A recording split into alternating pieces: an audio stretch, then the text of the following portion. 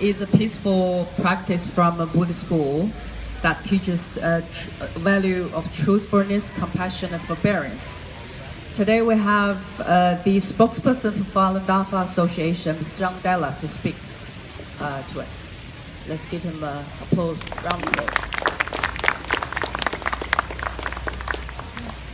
I need some microphone assistance. Help. Thank you. Excellent. Thanks very much, Sophie, MC, and thanks for inviting me to speak today. And also, it's great to see so many people here and so many of the speakers who have spoken. Now, they've addressed many of the issues which I'd like to raise, but I've got 3 points on this piece of paper, and the first is human rights. So, sometimes I think people suffer from overload of human rights. You know, there's so many things in the world, even in Australia, there's so many injustices, so many people are suffering, that when we come to the public, or even come to see politicians, to raise awareness about the persecution of Falun Gong and organ harvesting, it's just like another layer, and it seems people are really struggling to deal with these things. Like, human rights is an issue if your own human rights are impinged. If you feel threatened, or you're suffering, or your family's suffering, then it's a real, something concrete, something you can taste and feel. But when it's happening to a group in China, and there's no, like, the persecution of Falun Gong is unique in that there's no video of it. You know, a few weeks ago there was the horrific scenes of Aboriginal children being abused in detention in the Northern Territory. Now that was filmed. So the next day the Prime Minister is calling for a Royal Commission to sort that out. So this is the power of video and film, of actually seeing the persecution of individuals. So in China, it's become like a master country for concealing what they do. And this really stems back to the Tiananmen Square massacre, which Andrew touched on. After that, they learnt that whatever they do to their own citizens, they can't let the world see it. And that's what they've done. They still have the same policy. If you look into the history of China and the Communist Party, you'll know that they have a history of persecuting one sector of the society. And this is how they scare people and force them to follow whatever the dictates are. And in 1989, Jiang Zemin, who wasn't the president at that time, but he was instrumental in bringing the tanks in to crush the students. Now, he was a power broker from Shanghai, and he was brought in, and he became the next president on the basis of that ability to take a hardline approach for human rights and to enforce the Communist Party dictates in China. So we know that Jiang Zemin is the architect of the persecution of Falun Gong. Even in China today, he's actually seems to be under house arrest. He's disappeared from public. And there are a lot of his cronies who he put in place and people who benefited from persecuting Falun Gong. Zhou Yongpeng, Bo Xilai, these are high-profile people who visited Australia. And they were lauded here as members of the Communist Party and members of the Chinese government. Our politicians warmly welcomed them, even though at that time there was lawsuits in Australia by Falun Gong practitioners against these people because of their known human rights abuses. Now these people are being arrested in China. So there is some positive change within the Chinese system. That doesn't mean the Communist Party's disappeared. It's become like a nice benevolent society overnight. It isn't. And China, you have to understand, once you delve into China, that it's not run obviously like a Western country. There's pockets and policies and factions. And across China, Falun Gong practitioners can be brutally persecuted still today. Absolutely shocking. All the testimonies that you hear in the paper recently and the personal testimonies that you hear from practitioners today, that's still happening. Most assuredly, it's still happening. But there are pockets where the police have said, I'm not going to persecute Falun Gong practitioners. And this is because of the efforts of the practitioners over the past 17 years. Just because it was banned in China in 1999, it doesn't mean practitioners in China stop practicing.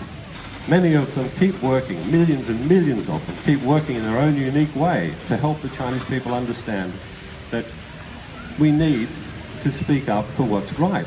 We're not doing anything wrong. Practicing truthfulness, compassion, and forbearance These are the foundation principles of all orthodox spiritual practices and of all decent people.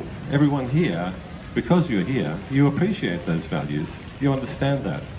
And that Falun Gong was so unique because so many people, the Chinese government's own estimate and investigation into Falun Gong found over 70 million people in 1998. So this was a great change in China, a positive thing. But of course, Jiang Zemin, the former president, decided to crush it because that's part of the nature of the communist system. So that's the tragedy. So human rights, my second topic, and I hope you don't mind if I've got two more topics. Please bear with me. Falun Dafa. So what is it? I mean, here you'll see people practicing here in the park, meditation, exercises, qigong. These are the things that people have done in China for centuries, for thousands of years. It's a cultivation practice, following the Buddhist and Taoist teachings. Whether it's Tai Chi, originally Tai Chi was a cultivation practice of developing one's inner spiritual self.